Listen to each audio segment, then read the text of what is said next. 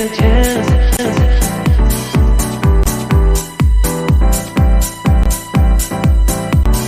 Telling me to dance, taking a chance.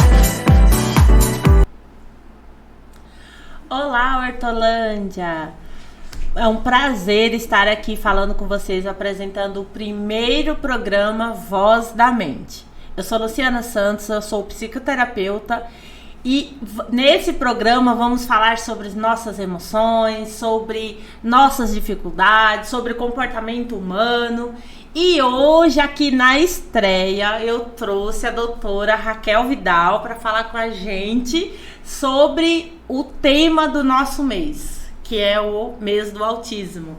Se apresente, por favor. Olá, pessoal.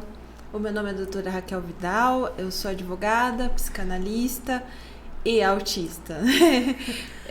Nesse mês, assim, eu fico muito honrada de poder falar sobre isso, porque meu diagnóstico é recente e, assim, eu entrei nesse mundo do autismo, assim, tô até agora assustada, surpresa, mas acho que é um tema muito válido. Sim. E eu acredito que a gente vai falar mais, no caso do autismo em mulheres, né? Sim.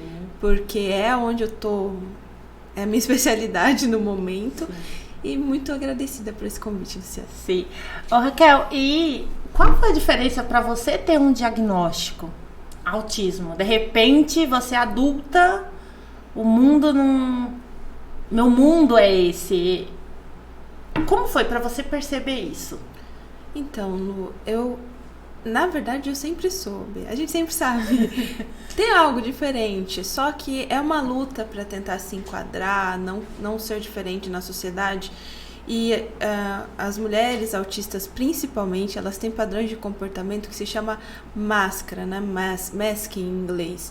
E assim, eu tinha muitos, eu escondia da minha família, até de mim mesma às vezes. Eu tinha alguns jeitos, eu me balançava quando estava nervosa, só que quando eu percebi que eu estava fazendo, eu falava, por que eu estou fazendo? Não pode. E era algo que eu precisava fazer. Uhum. E outras coisas que eu fazia também, que eu escondia. Mas agora adulta, formada, mais de 5 anos de profissão de advogada, quase me formando em psicanálise, comecei a surtar, né? Comecei, acho que foram tantos anos escondendo o que eu sou, que chegou um momento que extrapolou meu limite. Então eu busquei ajuda e foi um diagnóstico longo, você estava comigo esse período todo, 9 sessões com neuropsicóloga, mais a psiquiatra, para depois de todo esse tempo, imagina a pessoa, a ansiedade para receber o diagnóstico autista, 33 anos. Sim, e é interessante que as pessoas olham assim e falam assim, não tem cara de autista, né? A gente ouve tanto isso no consultório, né? Onde a gente está, as pessoas estão sempre falando isso, é como se tivesse só serve aquele estereótipo. Sim. Como foi para você lidar com isso? Até hoje, né, Lu? Às vezes eu vou falar com alguém e assim, descobrindo que sou autista, eu me permiti. Essa foi a grande diferença. Antigamente eu me forçava em situações sociais que eram extremamente difíceis para mim. Hoje eu levo meu foninho de ouvido. Hoje, quando não dá mais, eu pego e falo, olha, vocês me desculpam, eu sou autista.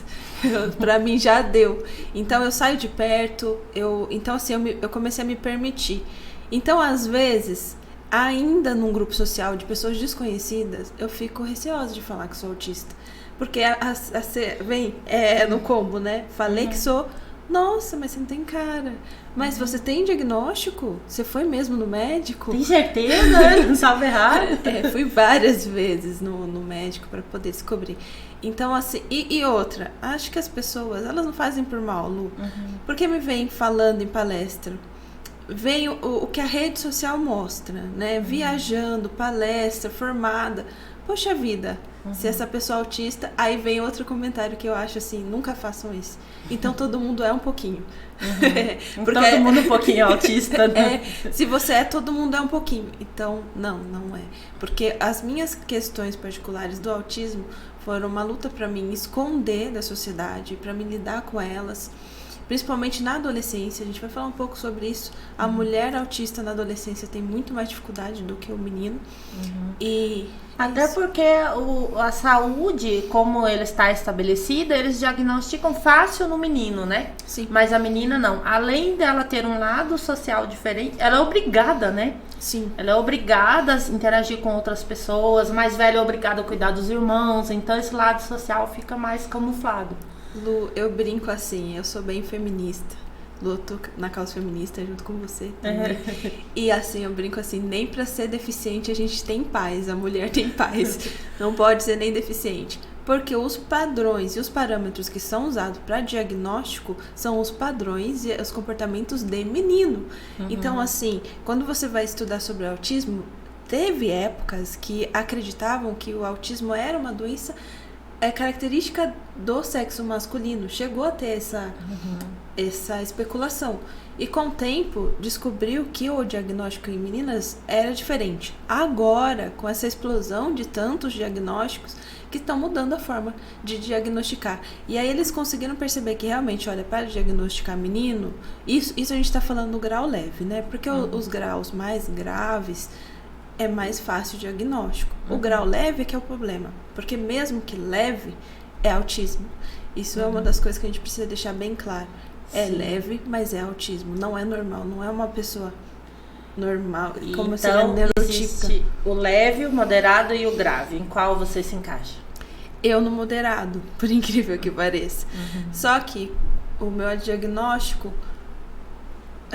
no processo todo, o nível do QI supera as dificuldades. Então, na hora de dar o diagnóstico final, ela me considera leve. Então você é aquilo que chama de autista de alto funcionamento. Alto funcionamento, várias aspas. É o antigo Asperger. Asperger. Depende da pronúncia, né? É o que as pessoas falavam da criança gênio, né? Só que é diferente do Savant, que é uma outra forma também de transtorno da inteligência, que é o gênio também. Mas o Asperger é aquele autista que tem problemas sociais e um QI geralmente elevado e tem tendências às artes, à matemática, que é um outro estereótipo, né? De que homem que gosta de matemática ou computador autista. Não, tem os artistas, tanto que você entra nos grupos de autistas adolescentes, adultos, o que mais tem são os desenhistas, os que vão para o lado das artes, né? O Kel, gente, eu já chamo ela de Kel porque a gente é amigas, né, de muitos anos, somos irmãs praticamente. Mas, assim, quais foram, assim, os comportamentos que você percebeu? Faz sentido eu ter esse comportamento? Só explicando para as pessoas quais são os comportamentos que entram no diagnóstico de autismo. Então, é complicado. Porque, assim, o autismo, ele é um espectro. Então, pode ser que eu tenha alguma coisa que uma outra pessoa que está nos ouvindo aqui e não sabe ainda, não tenho. Que foi o que dificultou meu diagnóstico. Porque quando eu falei, acho que sou autista, eu fui procurar ajuda e eu lia as matérias e eu falava, não, mas eu não faço isso, eu não faço aquilo, então eu não sou. Que é uma característica autista, né? De 8 ou 80. Ou eu enquadro em tudo ou eu não sou. E, na verdade, é uma gama de comportamentos. Eu, no caso, que quando eu busquei o diagnóstico, eu comecei a ter tics. Eu tava com tanta ansiedade, tava com uma dificuldade no meu relacionamento, eu passei por uma crise no relacionamento. Então, eu comecei a ter tics. E eu me assustava, quanto mais nervosa e ansiosa, mais tics eu tinha. E é uma característica que pode vir junto com o autismo, os tics. E agora não tô tendo mais. Eles vêm e vão, os tics, que é o Tourette, né, que fala. Pode vir também. Outras questões, sons, cheiros. Cheiros, pra mim, são insuportáveis. Às vezes, depende do ambiente.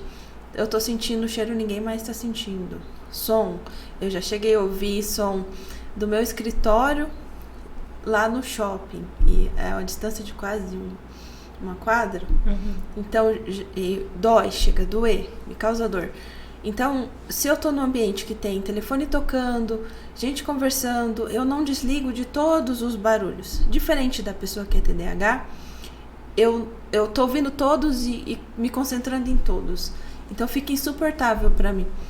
Porque no final do dia, quando eu chego em casa, eu preciso ficar no escuro, em silêncio, porque eu tô exausta, esgotada. E por incrível que pareça, trabalhei numa creche por 3 anos. E como que era chegar em casa, então, depois de trabalhar numa creche? Que tem muita interação social, muito choro de criança, né? Sim, era muito cansativo. Como tem um nome? Você até mandou pra mim esses dias. Enfim, tem um nome esse esgotamento. Eu chegava na época que eu trabalhei na creche, depois eu ia para um estágio na Justiça Federal, depois eu ia para a faculdade. Eu ficava em estado de torpor à noite, sabe? Como se eu não estivesse nem dentro do meu corpo. Mas eu dava conta, fiz isso, fiz o TCC, a OAB, não tive dificuldade nenhuma na prova. Sempre todo mundo... Autista e passou de primeira na prova do OAB. Sim. E eu não ia muito pra faculdade, gente. Porque justamente esse esgotamento, onde que eu boicotava? Onde eu podia, que era na faculdade. Então... Aí entra a questão do hiperfoco, né? Eu me focava em uma coisa só. Sim, né? Estudar. E estudar sozinha. Nunca gostei, desde da escola, do pré. Todas as vezes que eu podia faltar, matar aula. E eu não matava aula pra sair com a turma, eu matava aula pra ir embora, ficar quietinha no meu quarto. Então, assim... Ou ficar no quarto da minha amiga, Miriam. Ficar só com ela. É uma das questões também do autismo em mulheres. A gente não consegue se enquadrar em grupo na adolescência. Então não tinha amigas, eu só tinha a Miriam. Tive algumas que eu tentei, mas nunca deu muito certo. Porque os interesses não batem, sabe? Eu falava de filosofia, sabe? Uma vez eu briguei na escola, eu falei pra moça, mas essa atitude é muito sem ética. Quantos anos você tinha? Eu era adolescente. Ela riu tanto, ela fez tanta chacota comigo depois disso. Onde toda vez que ela passava, ela me falava, a pessoa da ética. E eu não entendia, porque é realmente uma atitude sem ética. Até porque é uma característica também do autista, né? Nem sempre entender sarcasmo, ironia. Sim, eu entendo bem, desde que fique bem claro que é sarcasmo e ironia. Se você fizer uma piada que tiver probabilidade de ser real e não fizer rindo, ou der um sinal depois de que é uma brincadeira, eu vou ficar assim, será que é verdade? E para as outras pessoas é muito fácil de identificar. O Luiz, meu marido, às vezes ele fala para mim, é óbvio que é mentira. E eu falo, não, pra mim não é. Não é óbvio. Não é. E aí entra a questão da literalidade, né? Por exemplo, vamos jogar mentira. Como que mente? Como que engana? A gente até aprende. Só que assim, são técnicas, estudos. Não é natural. Não. Eu gosto muito de estudar comportamento humano, justamente para me precaver das coisas. Então eu pego as pessoas e coloco num padrão. O autista, ele gosta de padrão. Por isso tem gente que fala, matemática. Matemática é um padrão. Só que tem N formas de padrão. A música é um padrão, o comportamento humano é um padrão. E eu sou apaixonada por comportamento, tanto de animais como de humanos. Então eu fico assim, eu estudo muito, eu quero entender as coisas, como funciona. Então, desde pequena, as pessoas falavam assim, é assim porque é. Não faz sentido pra mim. Eu preciso entender a lógica. Tintim por tintim. E era aquela criança que ficava perguntando e até ouvir. É porque sim, ponto. Né? Engole isso. Porque sim não é resposta. E eu sempre gostei de buscar entender o comportamento humano. Então, estudando um pouco de comportamento humano, por incrível que pareça, vou lá e entendo o que é uma mentira social, o que é uma mentira cotidiana. Haja memória aí pra lembrar de tudo depois. Sim. Eu gosto muito do site do Metaforando, que ele explica, olha lá, a pessoa mexeu assim, ela tá mentindo. Eu falo, olha. Mas assim, gosto e vejo, assim, esses padrões, gosto de estudar. Comecei a ter mais facilidade depois de adulta, porque na adolescência eu me envolvi muito em encrenca por ser autista, sabe? De não perceber a maldade do ser humano mesmo, de ser inocente, Aí depois advogada, você tem que, né? Você tem que dar um jeito de perceber a maldade. Mas mesmo assim, eu ainda percebi em mim, assim, uma falta de desconfiança nas pessoas, porque o meu marido mesmo desconfia de tudo. Ele fala pra mim coisas e eu falo, mas será que a pessoa faria isso mesmo? Seria o quê? Uma empatia? Empatia. Empatia crônica? Porque existe diferença também, né? Existe o autista sem empatia, o autista com empatia crônica. Mais uma diferença entre autismo em mulheres e em homens. O homem pode ter hiperempatia, que a gente fala, que é aquela sensibilidade extrema, e pode não ter. A mulher geralmente vem com hiperempatia. Então, assim, no meu caso é isso. Eu já, desde criança, eu não gostava que matava os bichinhos e eu sentia sofrimento por eles. Até do pernilongo, de formiga. Depois, com o tempo, parei com o pernilongo. Mas eu ainda ponho barata pra fora, não consigo matar os bichinhos. E as pessoas às vezes falavam pra mim, tipo assim, mas é rato, é praga, dava risada. Eu não entendia. Eu ficava tão brava, Lu, tipo assim, mas é um ser vivo, tem sistema motor, sente dor. De criança.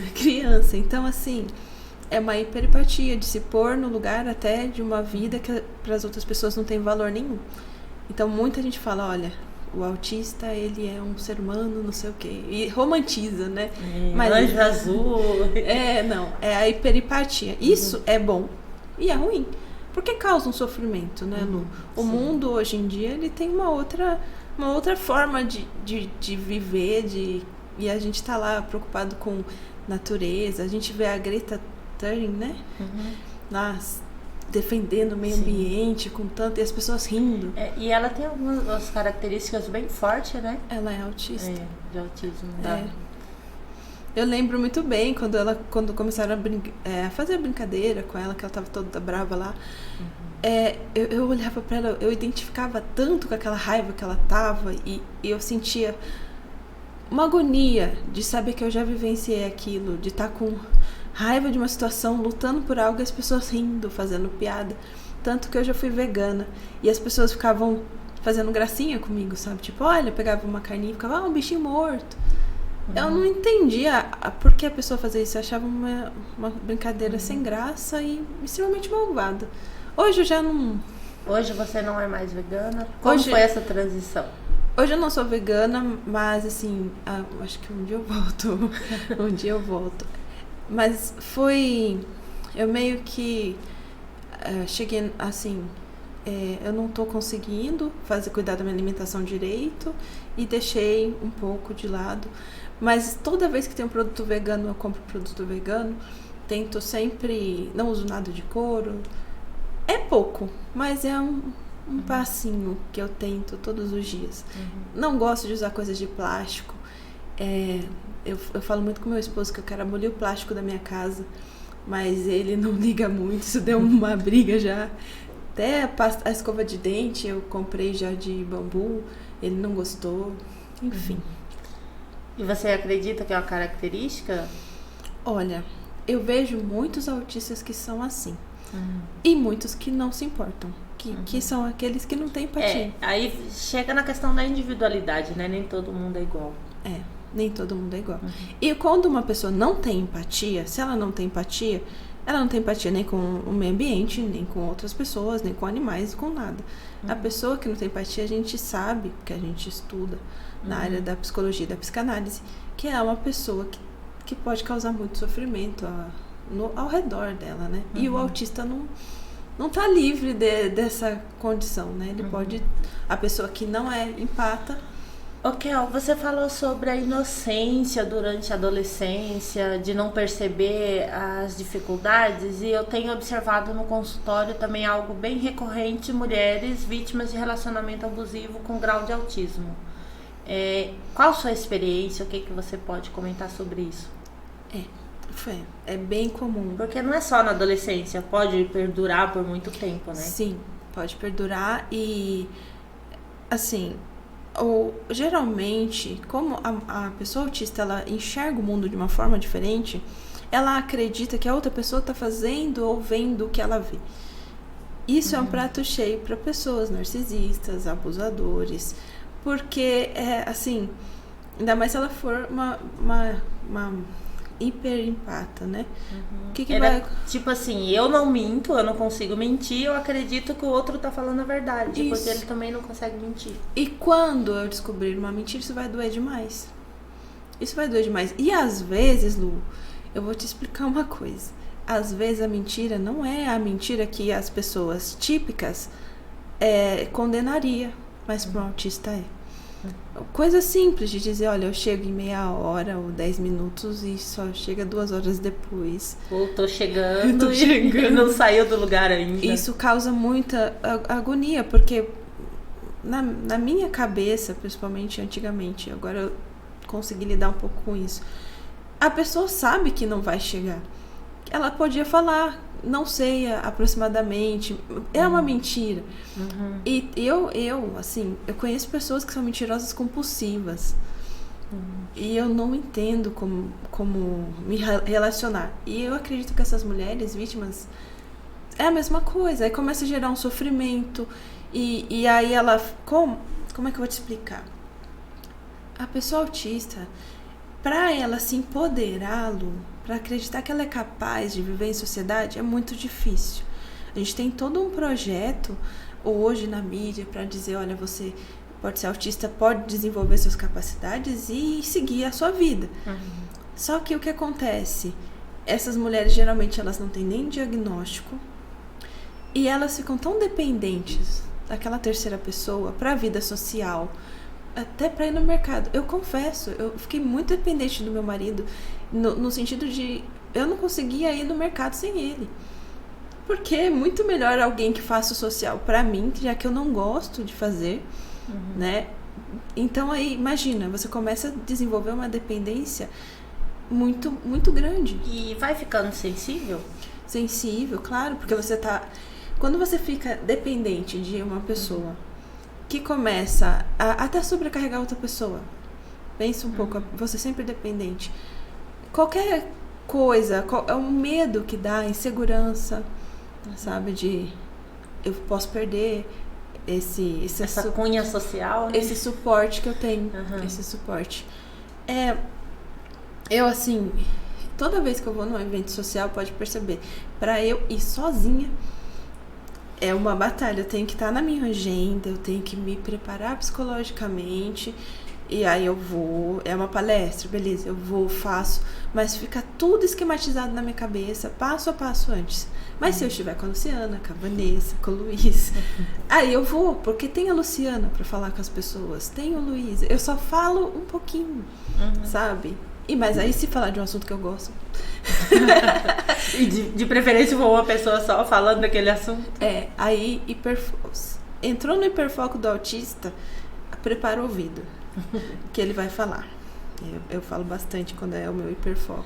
E o que você diria para as mulheres assim que ainda não têm o diagnóstico ou que já deram e elas não aceitam? Que diferença fez você aceitar o seu diagnóstico? Nossa, mudou. Porque assim, você não se tornou autista, se nasce assim, né? Então, Lu, quando eu fui com a neuro, a primeira coisa que ela me perguntou é: o que diferença vai fazer na tua vida esse diagnóstico? Porque não é um processo simples, não é barato, e que diferença faz? Eu, como uma boa autista, falei: oxe, eu preciso saber a verdade.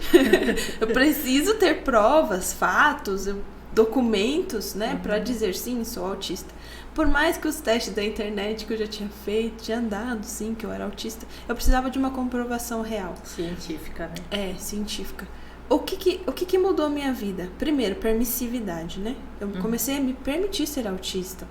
Poxa, eu sinto dor no barulho, por que eu tenho que me obrigar a ficar no barulho só pra não me sentir diferente das outras pessoas, sabe? Pra não perder amizades. Tipo assim, Lu... Vou falar aqui que a gente é muito próximo. Um dia eu tava cantando toda desafinada, ela, Lu... Tá doendo. Tá doendo. Lu, pois é. Eu tenho um tio, eu sempre falo, eu amo demais ele, só que a voz dele me causa dor.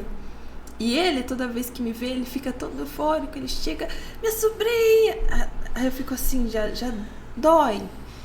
Eu sei disso. Hoje eu entendo que dói, que eu posso levar um fone de ouvido quando for encontrar ele.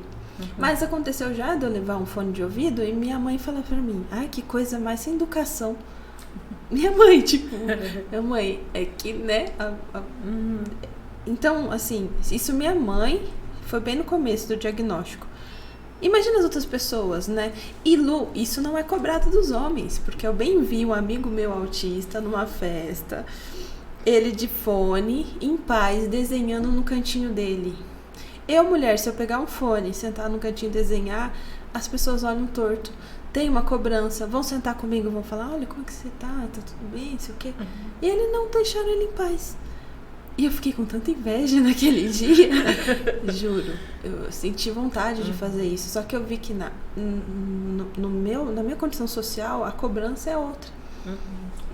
E o que você diria hoje para uma mãe que de repente se percebe autista e ela tem filhos?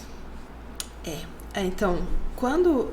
Porque é um diagnóstico comum, né? As mulheres só se percebem autista quando têm filhos. Casos igual o seu são mais raros. Sim.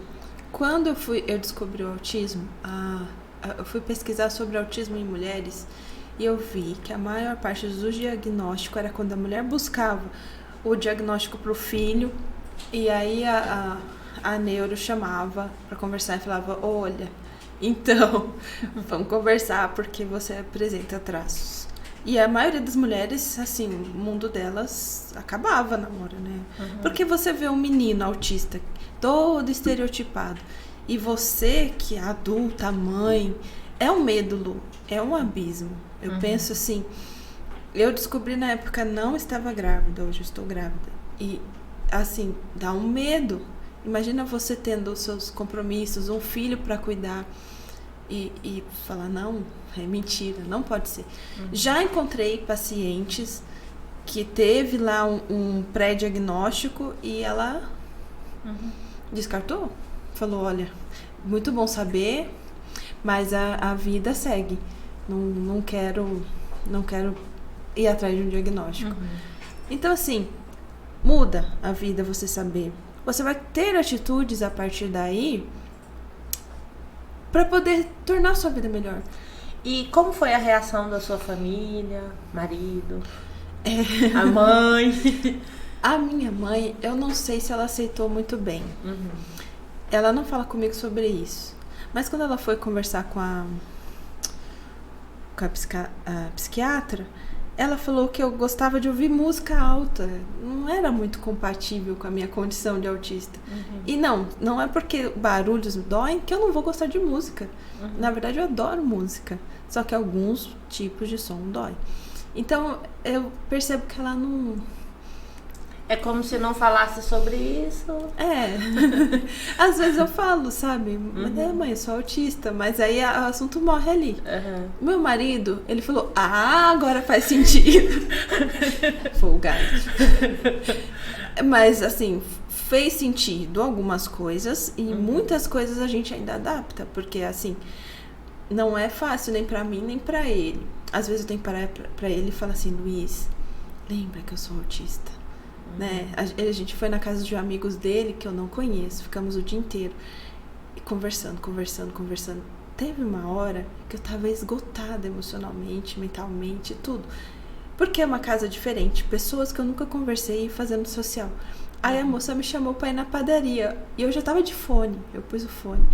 Eu falei, não, pode ficar. Ela disse, vai lá, faz companhia pra ela. Olhei pra ele. Depois eu chamei ele de canto. Eu falei, amor, você não lembra que eu sou autista? Eu não queria ir mesmo. Ele, eu pensei que você tá fazendo sala, que não queria ir. Eu falei, não é sala. Eu realmente estava esgotada. Então foi isso. Foi uma adaptação que a gente ainda tá em processo. E agora, eu ser mãe autista, né? Acho que isso a gente pode pegar um programa só para falar sobre isso. Porque, assim, ser mãe já é uma coisa que assusta todo mundo.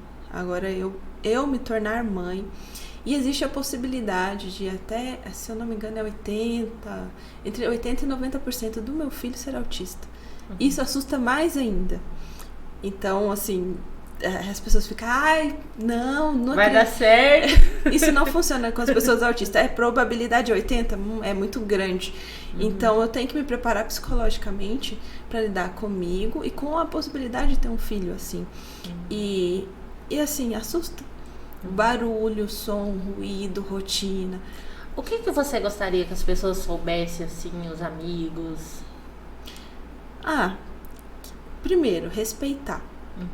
Não falar, eu também sou um pouco, todo mundo tem um pouco. Se for procurar, todo mundo tem alguma coisa. Porque isso, Lu, desmerece a minha condição. A pessoa não sabe o que eu vivo. Porque a minha trajetória de verdade, eu não saio falando para as pessoas quais são as minhas dificuldades. As pessoas só vêem nossos acertos, né? As dificuldades ninguém vê. Então, respeito. Não diga, então todo mundo tem um pouquinho, ou... se procurar, todo mundo tem. Só entenda que é uma condição que é minha e que eu tô lidando com ela da melhor forma possível. Outra coisa, se eu não vou na sua casa, se eu não converso muito, eu te amo mesmo assim. É porque eu preciso do meu espaço, eu não sou uma pessoa de ficar saindo. Então, assim, respeitar isso também. E entender que o autismo, ele não tem cara, né? O autismo, ele é um espectro, como a gente já falou, e que é possível, sim, você conviver com pessoas autistas o tempo todo, sem limitação. Acho que a gente conversou sobre isso, né, aquele dia. Eu preciso falar disso, ficou travada aqui. Eu fui no banheiro e te chamei pra ir, aí uma moça falou, né, eu tenho um autista em casa também. E me pareceu assim que, não sei se foi a intenção dela, que tem uma certa... será que vai no banheiro sozinha? Não, eu vou no banheiro sozinha. Para deixar claro para os ouvintes, a gente estava conversando, a mulher chegou para conversar comigo e a Kel falou, vamos no banheiro, e ela foi na frente. E aí a mulher não parava de conversar, eu falei, só um minutinho, deixa eu ir lá com a Kel. Ela, pode ir, eu tenho um em casa. Eu fiquei pensando assim nesse comentário, será que ela pensou que eu não tenho capacidade de ir no banheiro sozinho? E eu vejo quando as pessoas falam de autismo ou pensam no autismo, pensam numa pessoa incapaz. E não, o autista... O famoso capacitismo. Né? O autista tem capacidade sim, é diferente, precisa de assistência às vezes mais, às vezes menos, mas tem capacidade. Sim. E deixando claro para os ouvintes, é capaz de ser amiga, é capaz de ser mãe, é capaz de passar no AB de primeira, só tem algumas características que é diferente das pessoas neurotípicas. Precisa adaptar. Sim. E vamos encerrar por aqui, já falamos bastante. Outro dia a gente fala sobre maternidade, né, do autismo. Quem tiver alguma dúvida, que quiser deixar alguma pergunta aqui, pode mandar para o WhatsApp da produção 199-8224-6695 aqui na TV Interação e Portal Hortolândia. Nosso grande obrigado a todos e um grande abraço. Primeiro, deixa suas redes sociais, eu já ia me esquecendo. Suas redes sociais, algum recado que você queira deixar para os ouvintes? Tá. Meu Instagram é DRA. Que é a abreviação de doutora Raquel Vidal. Eu tenho o Instagram, que esse é o profissional, né? Aí qualquer coisa é só entrar lá que tem o meu número, caso precisa ou da advogada ou da psicanalista, tá? Os dois contatos estão lá. O recado que eu tenho para dar nesse dia, nesse mês de abril, sobre o autismo, e principalmente mulheres adultas, porque a gente tá falando sobre isso, respeito, consciência e muito amor, porque a gente merece. E merece muito, gente. Um grande abraço, então. Kel, muito obrigada por ter vindo, foi um prazer muito grande. Obrigada, Lu. Obrigada e até a próxima.